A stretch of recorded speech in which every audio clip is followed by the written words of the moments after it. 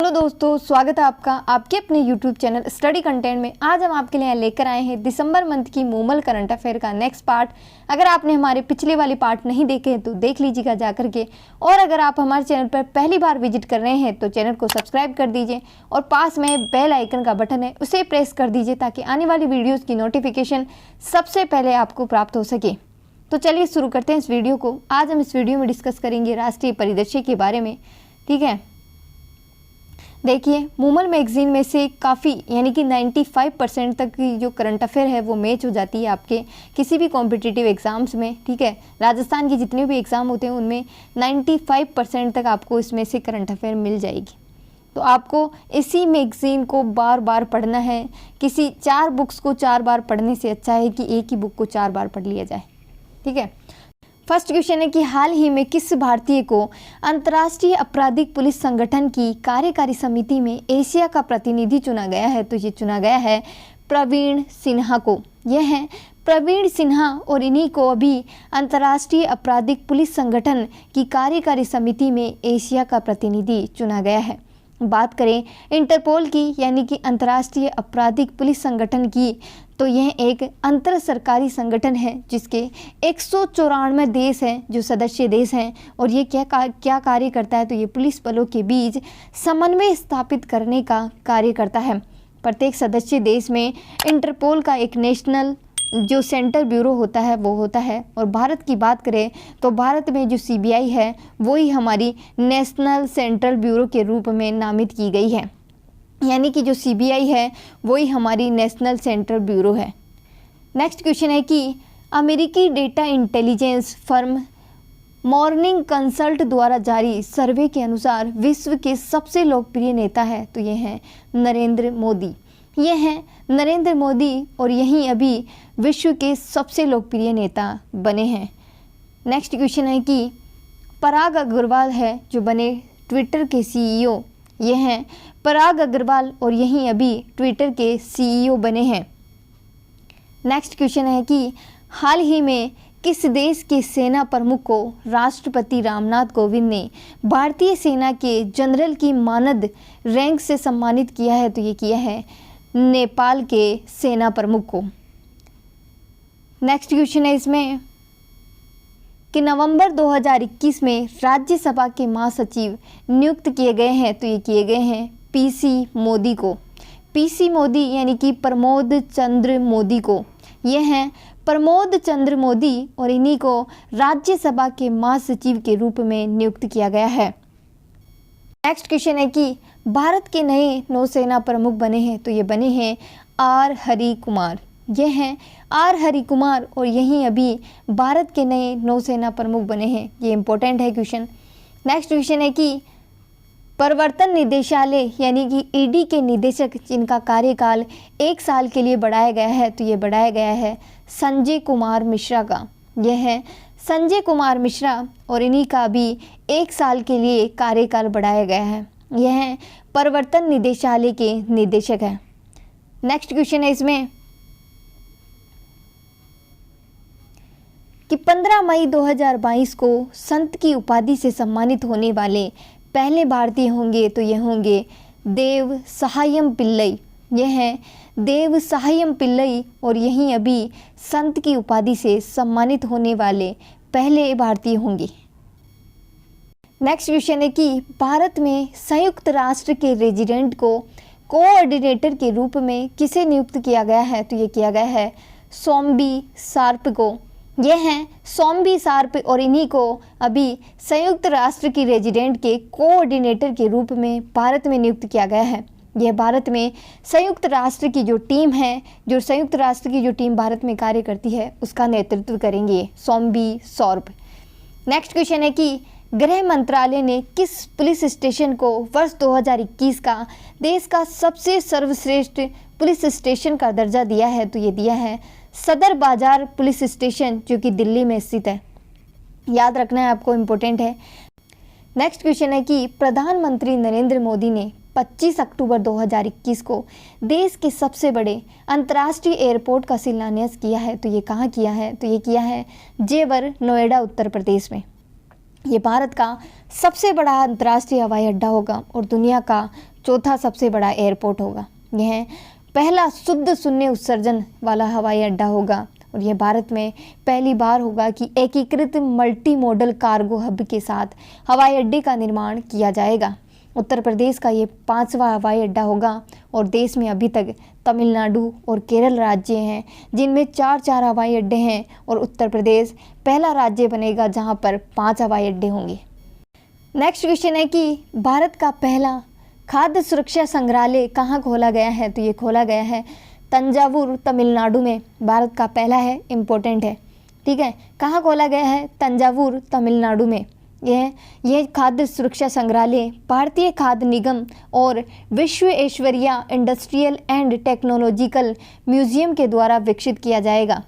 Next question है कि 16 नवंबर 2021 को भारत के किस राज्य में प्रधानमंत्री नरेंद्र मोदी ने पूर्वांचल एक्सप्रेस का उद्घाटन किया है? तो ये किया है उत्तर प्रदेश में। उत्तर प्रदेश में प्रधानमंत्री नरेंद्र मोदी ने पूर्वांचल एक्सप्रेस का उद्घाटन किया है। बात करें इस पूर्वांचल एक्सप्रेस की, तो ये कहाँ से कहाँ तक चलेगा? तो ये लखनऊ के सुल्तानपुर मार्ग स्थित लखनऊ के चंदोसी गांव से लेकर के आरंभ होगा वहां से और उत्तर प्रदेश के बिहार सीमा से 18 किलोमीटर पूर्व राष्ट्रीय राजमार्ग 31 पर हल्दिया गांव में समाप्त होता है। ये कहाँ से कहाँ तक? लखनऊ के सुल्तानपुर से लेकर के उत्तर प्रदेश और बिहार की जो सीमा है उससे पूर्व हल्दिया गांव है वहाँ पर समाप्त होगा, ठीक है। नेक्स्ट क्वेश्चन है कि रानी कमलापति रेलवे स्टेशन का संबंध किस राज्य से है तथा जिसका लोकार्पण 15 नवंबर 2021 को देश के प्रधानमंत्री नरेंद्र मोदी ने किया है? तो ये है कहाँ स्थित है? ये मध्य प्रदेश में स्थित है। रानी कमलापति रेलवे स्टेशन जो है पहले हबीबगंज रेलवे स्टेशन के नाम से जाना जाता था और हबीबगंज रेलवे स्टेशन का नाम बदलकर ही रानी कमलापति रेलवे स्टेशन कर दिया गया है। बात करें इस रेलवे स्टेशन की, तो यह सबसे आधुनिक जो है रेलवे स्टेशन होगा और विश्व स्तरीय मॉडल को ध्यान में रखते हुए ही इस मॉडल का जो है इस रेलवे स्टेशन का है जो निर्माण किया गया है। बात करें रानी कमलापति की, तो रानी कमलापति कौन थी? रानी कमलापति भोपाल की अंतिम हिंदू रानी थी और उन्हीं के नाम पर हबीबगंज रेलवे स्टेशन का नाम बदल करके रानी कमलापति रेलवे स्टेशन कर दिया गया है। अब आपसे क्वेश्चन पूछा जा सकता है कि रानी कमलापति रेलवे स्टेशन का संबंध कौन से राज्य से है? तो ये मध्य प्रदेश से है। नेक्स्ट क्वेश्चन है कि भारत का पहला घास संरक्षण क्षेत्र कहाँ स्थापित किया गया है? तो ये कहाँ किया गया है? ये किया गया है रानीखेत, उत्तराखंड में। नेक्स्ट क्वेश्चन है कि नवंबर 2021 को पुनः शुरू हुआ करतारपुर साहिब गुरुद्वारा कॉरिडोर किन देशों के मध्य तीर्थ यात्रा का मार्ग है? तो यह है भारत और पाकिस्तान के मध्य। करतारपुर कॉरिडोर पाकिस्तान के नारोवाल जिले में दरबार साहिब गुरुद्वारा को भारत के पंजाब प्रांत के गुरदासपुर जिले में डेरा बाबा नानक साहिब से जोड़ता है। यह सिखों का जो है तीर्थ स्थल माना जाता है, ठीक है। यहाँ पर जो है सिखों के जो गुरु थे गुरु नानक देव, उन्होंने अपने जीवन के अंतिम 18 वर्ष बिताए थे। जब भारत और पाकिस्तान अलग हुआ तो ये स्थान पाकिस्तान के हिस्से में चला गया और ये भारत की सीमा से 4 किलोमीटर दूर करतारपुर गुरुद्वारा जो है पाकिस्तान में चला गया। भारत की सीमा से ये 4 किलोमीटर अंदर है, पाकिस्तान के अंदर है, ठीक है। नेक्स्ट क्वेश्चन है कि नवंबर 2021 में भारत के किस शहर को शिल्प और लोक कला के तहत यूनेस्को क्रिएटिव सिटीज़ नेटवर्क 2021 में शामिल किया गया है? तो ये किया गया है श्रीनगर को। यूनेस्को में शामिल होने वाले भारत के जो शहर हैं वो हैं श्रीनगर, जो कि शिल्प और लोक कला के लिए 2021 में यूनेस्को में शामिल किया गया। हैदराबाद जो कि गैस्ट्रोनॉमी के लिए 2019 में शामिल किया गया। मुंबई जो कि फिल्म के लिए 2019 में शामिल किया गया। चेन्नई जो कि संगीत का रचनात्मक शहर है 2017 में शामिल किया गया। जयपुर जो कि शिल्प और लोक कला के लिए 2015 में शामिल किया गया और वाराणसी जो कि संगीत का रचनात्मक शहर है 2015 में शामिल किया गया। नेक्स्ट क्वेश्चन है कि अंतर्राष्ट्रीय स्तर पर प्रतिष्ठित भारतीय टॉय ट्रेन जिसके लोगों को अपनी बौद्धिक संपदा के रूप में पंजीकृत किया गया है, तो ये किया गया है दार्जिलिंग टॉय ट्रेन। जो दार्जिलिंग हिमालय रेलवे स्टेशन है उसके 2 लोगो हैं, उन दोनों लोगों को जो है पेटेंट करवाया जा चुका है।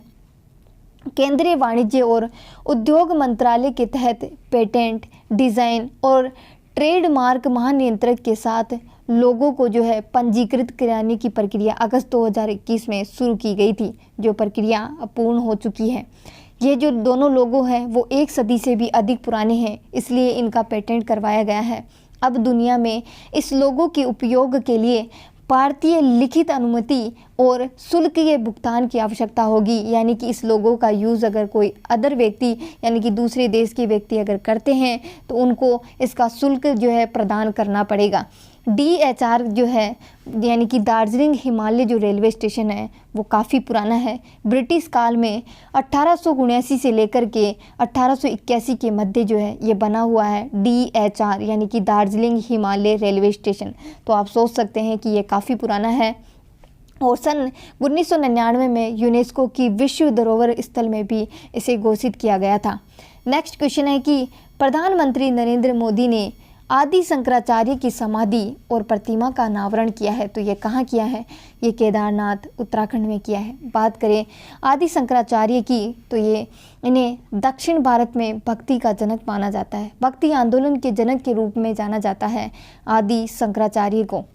बात करें इनके जन्म की तो 788 ईस्वी में कल्लाड़ी गांव केरल में इनका जन्म हुआ था। माता इनकी आर्यांबा है, पिता इनके शिव गुरु है, गुरु इनके गोविंद भागवत है और ये ज्ञान मार्ग की शाखा है उसको अपनाया है इन्होंने। बात करें इनकी तो उपाधि की तो इनकी उपाधि परमहंस जो इनके गुरु ने ही दी थी। बौद्ध धर्म की महायान शाखा को मानते हैं ये, इसलिए इन्हें प्रच्छन्न बौद्ध भी कहते हैं। बात करें इनके ग्रंथ की तो गीता भाष्य इनका ग्रंथ है। संप्रदाय की स्थापना की बात करें तो इन्होंने स्मृति संप्रदाय की स्थापना की। इन्होंने 4 मठ स्थापित किए हैं, चारों दिशाओं में हैं। बात करें उत्तर दिशा में तो इन्होंने 34 पीठ जो कि बद्रीनाथ उत्तराखंड में स्थित है की स्थापना की। पूर्व में इन्होंने गोवर्धन पीठ जो कि जगन्नाथपुरी उड़ीसा में स्थित है। दक्षिण में इन्होंने श्रृंगेरी पीठ जो कि मैसूर कर्नाटक में स्थित है और पश्चिम में बात करें तो शारदा पीठ जो कि द्वारका गुजरात में स्थित है। एक एक लाइन जो बताई जा रही है वो इम्पोर्टेंट है। अगर आपने हमारे पिछले वाली वीडियोस देखे हैं तो ग्राम सेवक में वो जो बड़ला पार्क वहाँ से क्वेश्चन आया था, तो मैंने उसके सारे जो 4 पार्ट थे कि 4 फेज़ में जो कार्य हो रहे हैं उनको मैंने उन वीडियोस में बताया है और उन्हीं से क्वेश्चन उठाया। ठीक है, जो आपको अगर इस वीडियो में कुछ अदर चीज़ें बताई जाती है तो उनको ऐसे ना ले कि ये सारी चीज़ें ना जो फालतू है, आप बस करंट अफेयर पढ़ाओ, करंट अफेयर पढ़ा रहे हो है ना। तो ये क्या है ना कि इनसे रिलेटेड चीज़ें और रिलेटेड क्वेश्चन ही पूछे जाते हैं। नेक्स्ट क्वेश्चन है कि स्वच्छ भारत मिशन की वर्ष 2021 की रैंकिंग में देश का सर्वाधिक स्वच्छ शहर जो है घोषित किया गया है, तो ये घोषित किया गया है इंदौर को। इंदौर 5वीं बार है सर्वाधिक स्वच्छ शहरों में जो है टॉप कर रहा है, यानी कि 5 बार इंदौर ने फर्स्ट रैंक हासिल की है। ठीक है, बात करें अदर जो एरियाज़ में तो सबसे स्वच्छ छावनी का किताब है जो अहमदाबाद छावनी ने जीता है और होशंगाबाद जो है मध्य प्रदेश में स्थित है। फास्टर मूवर यानी कि फास्टेस्ट मूवर सिटी के रूप में जो है उभरा है, यानी कि जो होशंगाबाद है उसकी रैंकिंग 274 थी पिछली बार और इस बार छलांग लगा करके इसने 87वां स्थान प्राप्त किया है, यानी कि काफ़ी जो है फास्ट मूव किया है स्वच्छता की ओर। और छत्तीसगढ़ है जो कि तीसरी बार 100 से अधिक शहरी स्थानीय जो निकाय हैं उनमें सबसे स्वच्छ राज्य बना है। झारखंड दूसरी बार सबसे कम ULB श्रेणी में सबसे स्वच्छ राज्य बना है।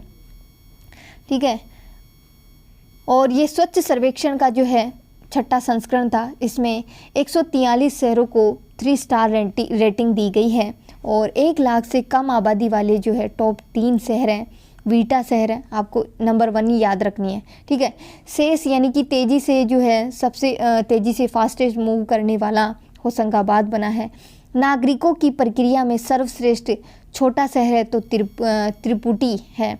सफाई मित्र सुरक्षा चैलेंज की श्रेणी में पहला पुरस्कार नवी मुंबई को मिला है। और छावनी बोर्डों में बात करें तो अहमदाबाद ने टॉप किया है। सबसे स्वच्छ शहर है सूरत है। और 100 से अधिक स्थानीय निकायों वाला छत्तीसगढ़ जो कि प्रथम स्थान पर है। और 100 से कम स्थानीय निकायों वाला झारखंड है जो कि प्रथम स्थान पर है। ठीक है, ये इंपॉर्टेंट है, स्वच्छता की रैंकिंग पूछे जाते हैं इससे भी क्वेश्चन। नेक्स्ट क्वेश्चन है कि logistic ease across different states index 2021 में किस राज्य ने शीर्ष स्थान प्राप्त किया है? तो ये किया है गुजरात ने। अब ये नाम से कुछ ऐसा लग रहा है कि ये पता नहीं क्या होता होगा, लेकिन ये जो इंडेक्स है वो किस आधार पर जारी की जाती है? तो ये इंडेक्स इंफ्रास्ट्रक्चर के आधार पर जारी की जाती है। जिस राज्य का जितना अच्छा इंफ्रास्ट्रक्चर होता है और उसी के आधार पर ये रैंकिंग दी जाती है।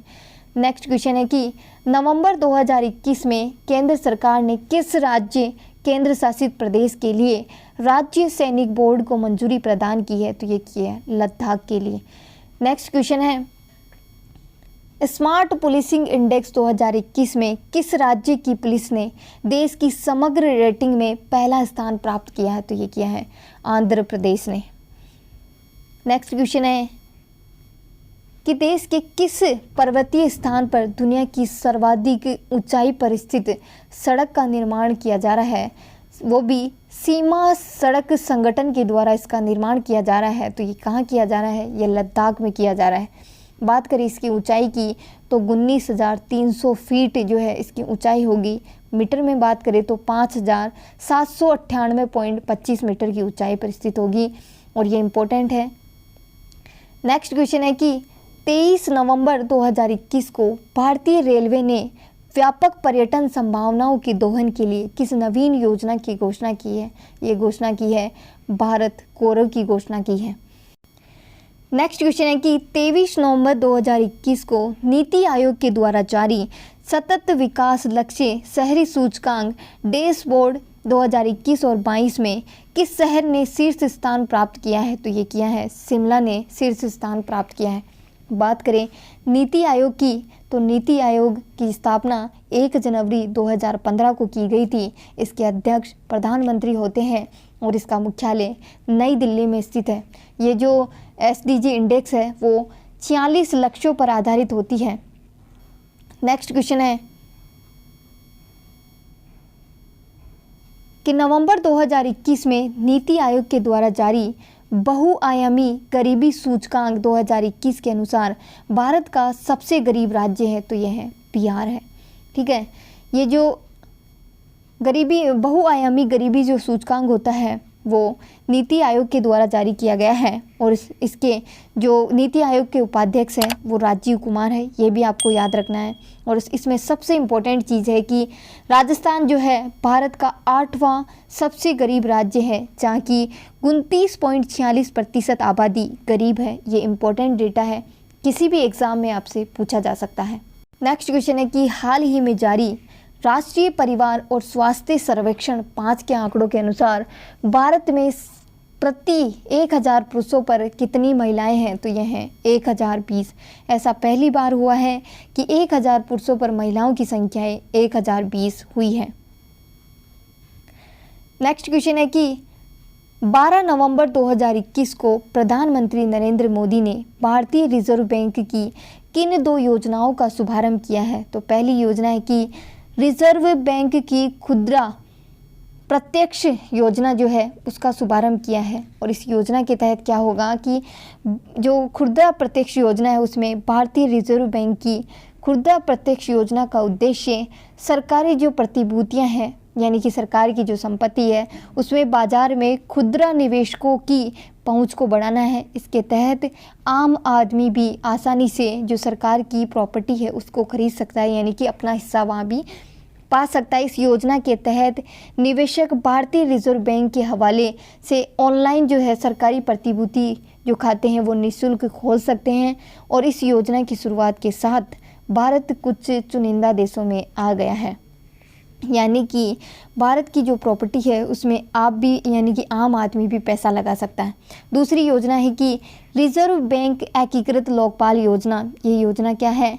तो एकीकृत लोकपाल योजना का उद्देश्य शिकायतों को दूर करने वाली प्रणाली में और सुधार लाया जाए, इसलिए इस जो है लोकपाल योजना का जो है शुभारंभ किया गया है। और जो संस्थाएं हैं, संस्थाओं के खिलाफ ग्राहकों की जो शिकायतें हैं उनको दूर करने के लिए भारतीय रिजर्व बैंक ने उनके लिए नियम बना सके। और इस योजना की केंद्रीय विषय वस्तु एक राष्ट्र एक लोकपाल की अवधारणा पर आधारित है। इसके तहत एक पोर्टल, एक ईमेल और एक पता घर होगा जहां पर ग्राहक अपनी शिकायत जो है दर्ज करवा सकते हैं और ग्राहक को एक ही स्थान पर जो है अपनी शिकायतें देने की जो है सुविधा प्रदान की जाएगी। साथ ही दस्तावेज भी वहां पर जमा करवा सकते हैं, अपनी शिकायतों और दस्तावेजों की स्थिति जान सकते हैं वो, और फीडबैक भी दे सकते हैं। और ये यहाँ पर एक बहुभाषी टोल फ्री जो नंबर है वो भी दिया जाएगा ताकि शिकायतों का समाधान तथा शिकायत दायर करने के बारे में सभी जरूरी जो जानकारी है वो यहाँ पर प्रदान की जाएगी और आम आदमी भी अपनी भाषा में यहाँ पर शिकायत है जो दर्ज करवा सकता है।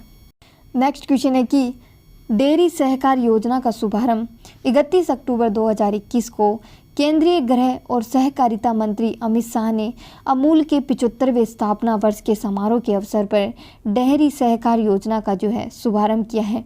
यह सहकारिता मंत्रालय के अधीन राष्ट्रीय सहकारी विकास निगम के द्वारा क्रियान्वित की जाएगी। बात करें सहकारिता की, तो सहकारिता का मतलब होता है कि साथ मिलकर के कार्य करना। और इसके बारे में कुछ इंपॉर्टेंट फैक्ट्स हैं जो आपको याद रखने हैं कि संयुक्त राष्ट्र महासभा ने यानी कि यूनाइटेड नेशन जो जनरल असेंबली है उसने वर्ष 2012 को सहकारिता को अंतर्राष्ट्रीय वर्ष घोषित किया था। जो इम्पोर्टेंट फैक्ट बताए जा रहे हैं एक्स्ट्रा वो आपको याद रखने, एग्ज़ाम्स में पूछे जाते हैं। ठीक है।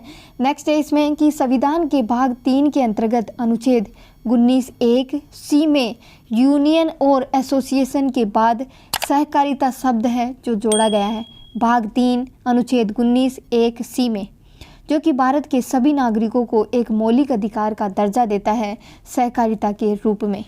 ठीक है, तो वीडियो यहीं तक है। वीडियो को ज़्यादा से ज़्यादा लाइक करना है, आपको ज़्यादा से ज़्यादा शेयर करिए इसको, और वीडियो कैसी लगी कमेंट करना ना भूलें। ऐसी और वीडियोस के लिए हमारे चैनल को सब्सक्राइब करना ना भूलें। जय हिंद, जय भारत।